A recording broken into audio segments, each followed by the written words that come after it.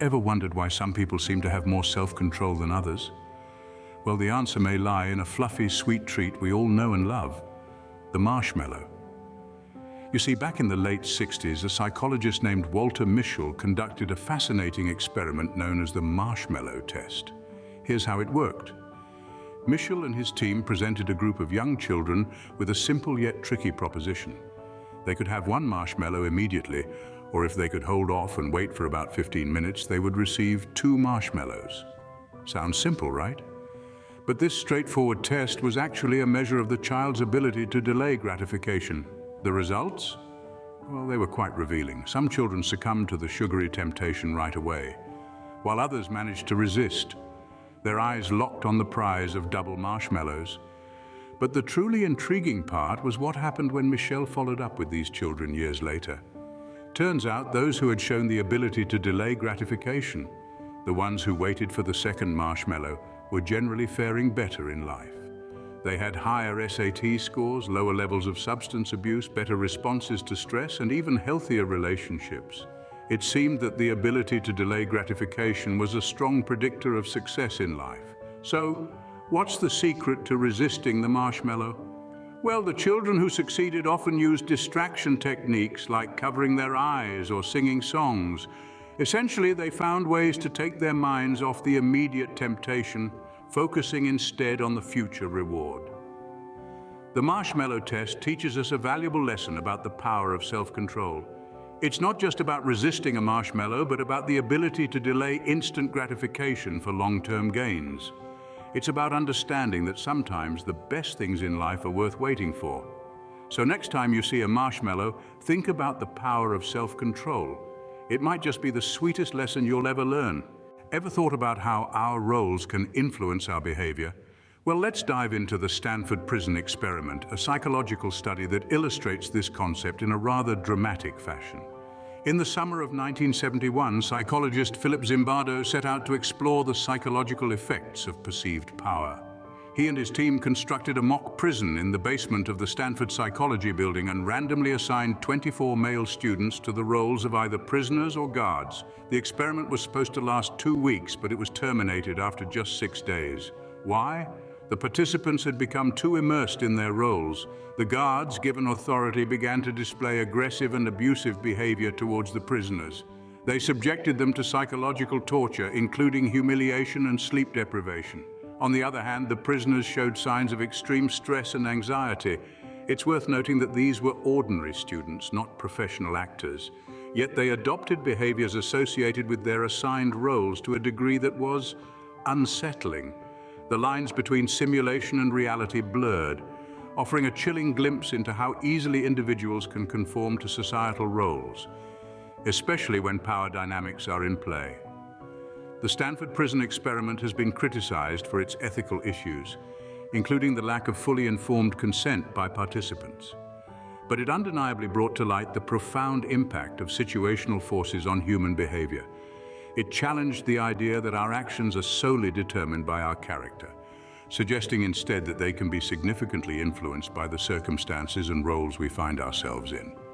So the next time you're about to judge someone based on their actions, remember the lessons from the Stanford Prison Experiment. It's a stark reminder that our behavior can be shaped, perhaps more than we'd like to admit, by the roles we're given and the situations we're placed in. Remember, it's not just you are what you eat, but also you are what you're assigned. How far would you go to obey authority? A chilling question, isn't it? But it's exactly what psychologist Stanley Milgram wanted to explore with what is now known as the Milgram Experiment. In the early 1960s, Milgram set up a series of experiments at Yale University. Participants were told they were part of a study on learning and punishment. They were instructed to administer electric shocks to another person, who was actually an actor, whenever they answered a question incorrectly. The shocks weren't real, but the participants didn't know that. With each incorrect answer, the shock's supposed intensity increased, and so did the actor's feigned expressions of pain. Despite this, the experimenter, playing the role of authority, urged the participants to continue. And most of them did, some even up to the maximum shock level. Unsettling, right? But it gets more thought-provoking. Milgram found that a whopping 2/3 of participants continued to the highest level of shock simply because they were told to. It wasn't that they enjoyed causing pain, no, they were visibly distressed, but they felt compelled to obey the authority figure.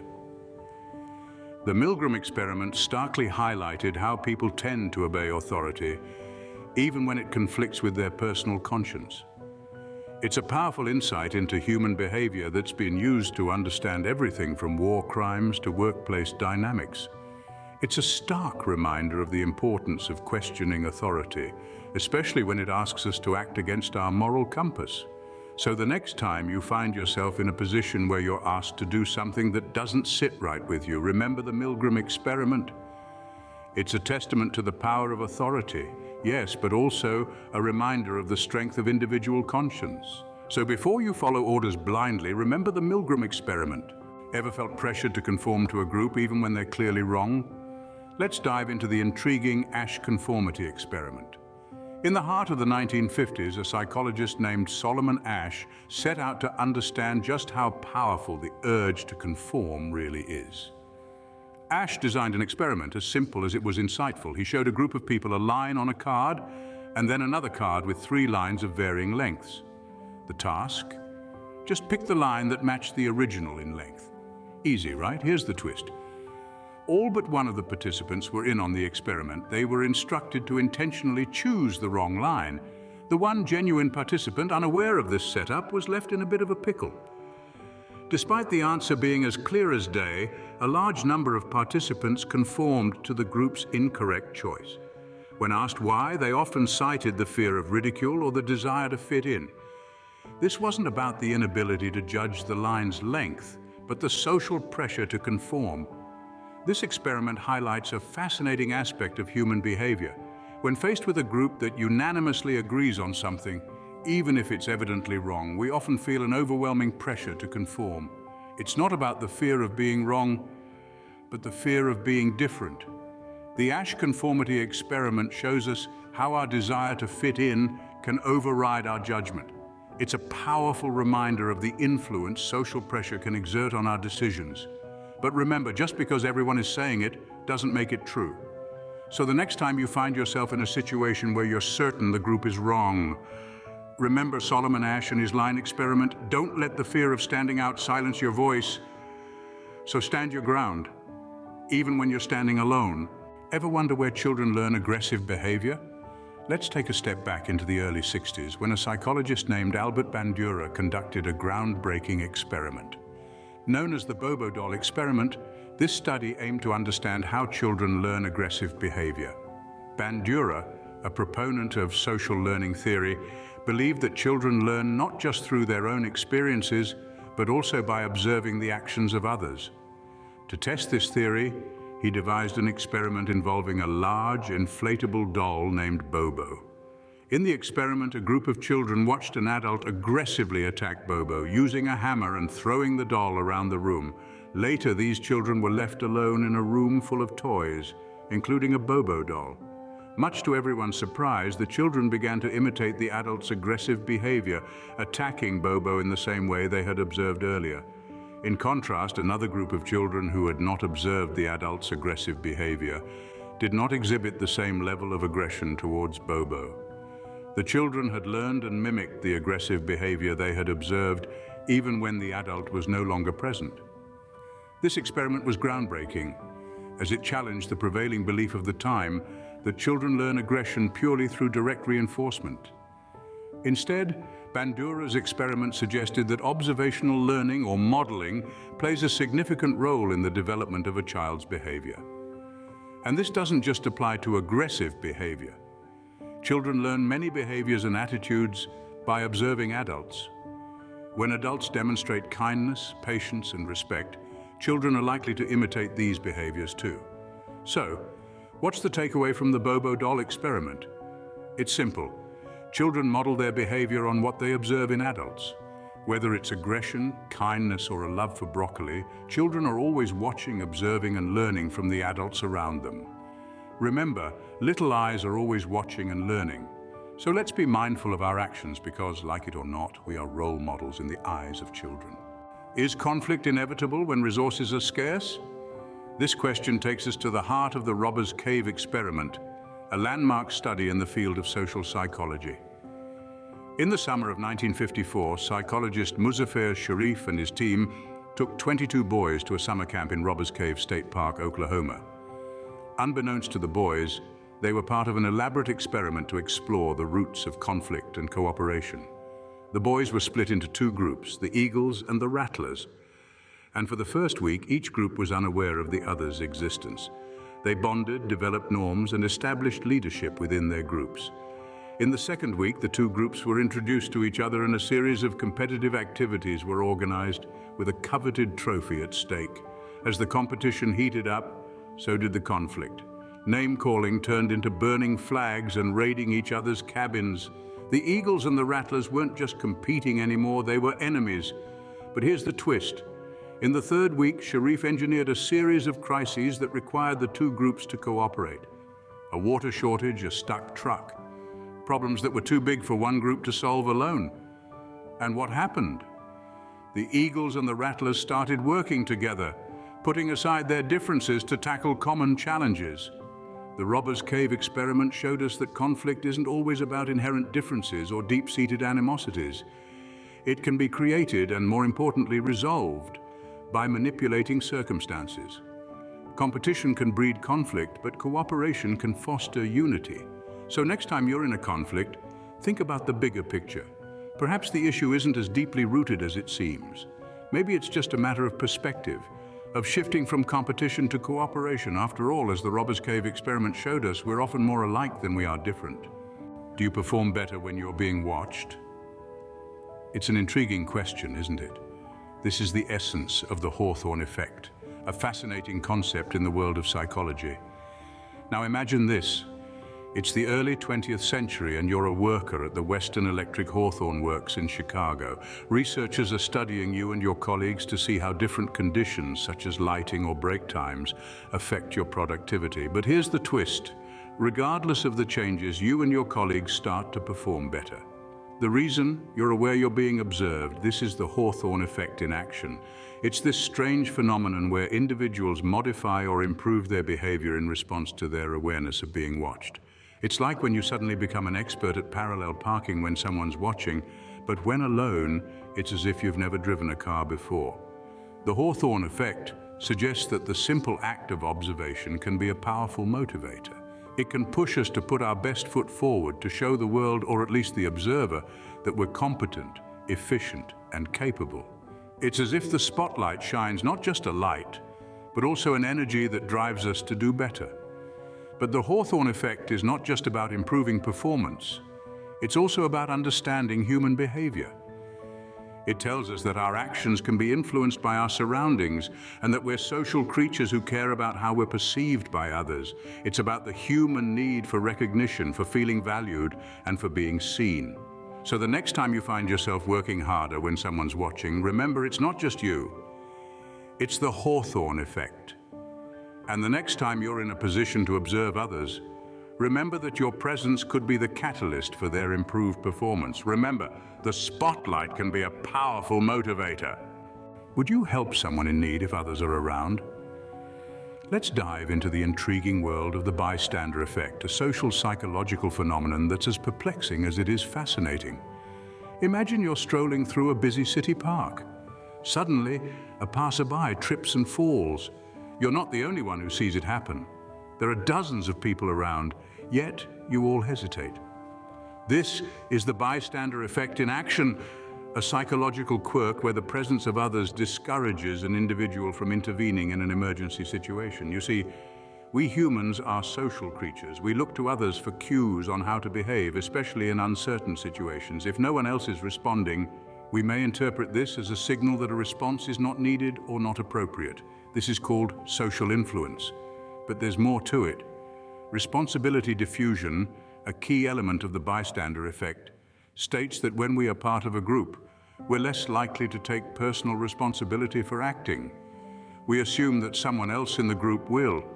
It's not that we're apathetic or inherently unkind, it's more like we're caught in a psychological traffic jam of uncertainty, expectation, and shared responsibility. However, awareness is the first step towards change. By understanding the bystander effect, we can consciously choose to counteract it. If you see someone in distress, don't assume someone else will help. Be the first to step forward, break the ice. Once one person takes action, it encourages others to do the same. So remember, the bystander effect isn't about highlighting our flaws. It's about understanding our innate human tendencies and learning to navigate them better. In a world where it's easy to feel like just another face in the crowd, remember that your actions matter and you have the power to make a difference. So don't wait for someone else to act. Be the change. Ever notice how unfinished tasks stick in your mind? Welcome to the intriguing world of the Zeigarnik effect. Named after Russian psychologist Bluma Zeigarnik, this phenomenon is all about our brain's obsession with unfinished tasks. It's that nagging feeling you get when something is left incomplete, like a book half read or a puzzle half solved. Zeigarnik stumbled upon this effect while observing waiters in a cafe. She noticed that waiters could remember complex orders as long as they were unpaid, but once the bill was settled, the orders slipped from their memory. Intrigued, she decided to explore this further and discovered that we remember incomplete or interrupted tasks better than completed ones. This is the Zeigarnik effect. But why does this happen? Well, it's all about tension and release. Our brains create tension when a task is initiated. This tension acts as a mental reminder, nudging us to complete the task. Once the task is finished, the tension is released and the brain moves on, often forgetting the details of the task. This effect is not just limited to waiters and cafe orders. It's applicable to almost every aspect of our lives. Have you ever been so engrossed in a challenging task that you lost track of time, or found yourself thinking about a work project during your free time? That's the Zeigarnik effect at work. So what's the takeaway from all this? The Zeigarnik effect shows us that our minds are wired to complete tasks. It's a built-in reminder system pushing us towards productivity and completion. So the next time you find yourself procrastinating, remember the Zeigarnik effect. Start the task, create some tension, and let your brain do the rest. The Zeigarnik effect is more than just a psychological phenomenon. It's a testament to the power of the human mind and its relentless pursuit of completion. So whether you're studying for an exam, working on a project, or simply trying to remember your shopping list, use the Zeigarnik effect to your advantage. And remember, an unfinished task is like a mental itch. So scratch that itch, complete that task, and let your mind rest easy. Ever tried saying the color of a word instead of reading the word itself? I bet you'll find it's more challenging than it sounds. Welcome to the fascinating world of the Stroop Effect, a psychological phenomenon that throws a wrench in our brain's gears. Now you may ask, what's this Stroop Effect all about? Well, it's named after John Ridley Stroop, an American psychologist who discovered an intriguing quirk in our cognitive processing. The Stroop Effect is the baffling delay that happens when you try to name the color of a word when the word itself is a different color. For instance, if you see the word red written in blue color, your brain will likely trip over itself as it tries to reconcile the discrepancy. Why does this happen? It's because our brains are designed to read words much faster than we process colors. Reading is automatic and almost reflexive, while color identification requires a bit more cognitive effort. So when we see a word and a color at odds, our brains get momentarily confused. This confusion, this delay, is the heart of the Stroop Effect. But why does it matter? Well, the Stroop Effect isn't just a quirky party trick. It's a powerful tool used by psychologists to understand cognitive processing and mental flexibility. It can help gauge a person's selective attention capacity and their processing speed, offering insights into various cognitive disorders. So we see that this seemingly simple test is actually a window into the complex workings of our minds. It shows us that our brains, as efficient and remarkable as they are, can still be tripped up by a simple color-word mismatch. It underscores the power of automatic processes and how they can sometimes lead us astray. In the grand scheme of things, the Stroop Effect is a humbling reminder of our brain's limitations. But it's also a testament to its incredible ability to adapt and overcome these limitations with practice and focus. So next time you see a rainbow, try the Stroop test. You might just find yourself marveling at the fascinating and sometimes perplexing workings of your own brain. Enjoying the video so far? If you're intrigued by these mind-bending experiments, why not subscribe to our channel? It's a simple click, but it makes a world of difference. And while you're there, Give us a thumbs up if you're loving the content. Sharing is caring, as they say, so feel free to pass this video along to fellow psychology enthusiasts. After all, knowledge is more fun when it's shared. Don't forget to hit that bell for more fascinating psychology videos. Can your mind heal your body? Let's dive into the peculiar world of the placebo effect. It's a fascinating phenomenon where patients improve, not because of any medication they're given, but simply because they believe they're receiving treatment. Think of it as the power of positive thinking, but on a biological level. It's like your body saying, "Oh, we're getting help? Cool, let me do some repair work." The mind is a powerful tool, and the placebo effect is a prime example of just how influential it can be on our health. In countless studies, participants have been given sugar pills, saline injections, or even sham surgeries convinced they were receiving actual treatment. And lo and behold, a significant number reported feeling better, reduced pain, or even showed signs of improvement. The only medicine they received was their belief in the treatment. But how does this happen? While the exact mechanisms aren't fully understood, it's believed that the placebo effect can trigger the release of endorphins, our body's natural painkillers, or can influence how we perceive symptoms. Now, this doesn't mean we can simply think our way out of any ailment. The placebo effect has its limits, and it's not a replacement for real, evidence-based medicine, but it does highlight the role of our mindset when it comes to health and recovery. In a way, it's a testament to the intimate connection between the mind and the body. It's a reminder that our attitudes, expectations, and beliefs can have tangible effects on our physical well-being. So, next time you're feeling a bit under the weather, remember the power of positivity. While it's no substitute for proper medical care, a healthy dose of optimism could just aid your recovery. Remember, mind over matter isn't just a saying, it's science. Can expectations influence performance?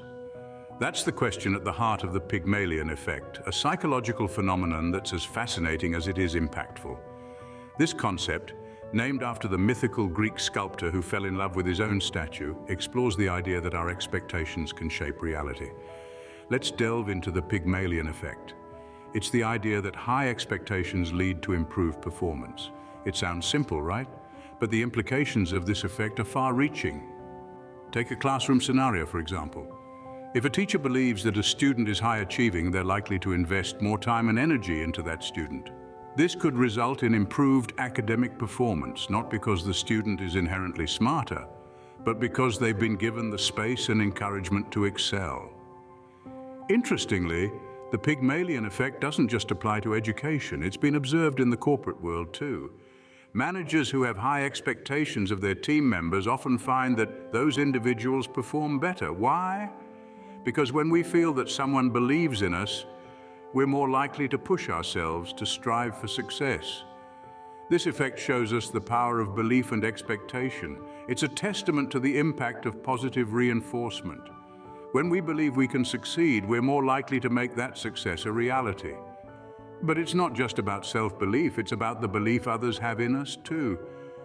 So what's the takeaway from the Pygmalion Effect? It's that our expectations can and do shape our reality. It's a reminder that we should set high standards for ourselves and for others, not in a way that's unrealistic or pressurizing, but in a way that encourages growth and achievement. The Pygmalion Effect teaches us that belief and expectation are powerful tools. They can help us to unlock our potential and to achieve things we may not have thought possible. So next time you're setting a goal, remember the Pygmalion Effect. Aim high, believe in your ability to achieve, and watch as your expectations help shape your reality. So dream big and expect the best. So what can we learn from these experiments? Well, each one of these fascinating psychological experiments holds a mirror to our own behavior, revealing intriguing facets of the human mind. The Marshmallow Test, for instance, showed us the importance of delayed gratification, while the Stanford Prison Experiment laid bare the harrowing effects of perceived power. The Milgram Experiment was a stark reminder of the dangers of obedience, whereas the Ash Conformity Experiment highlighted our innate need to fit in. The Bobo Doll Experiment demonstrated how children can learn through observation, while the Robbers Cave Experiment brought to light the ease with which we form in-groups and out-groups. The Hawthorne Effect, Bystander Effect, Zeigarnik Effect, and Stroop Effect all underscore different ways our environment and cognitive processes can influence our behavior. The placebo effect and Pygmalion effect, meanwhile, reveal the power of belief in shaping our reality. Remember, psychology isn't just about understanding others, it's about understanding ourselves. Well, that's all for today, folks. We've journeyed through some of the most intriguing psychological experiments that have shaped our understanding of human behavior. Let's not stop here.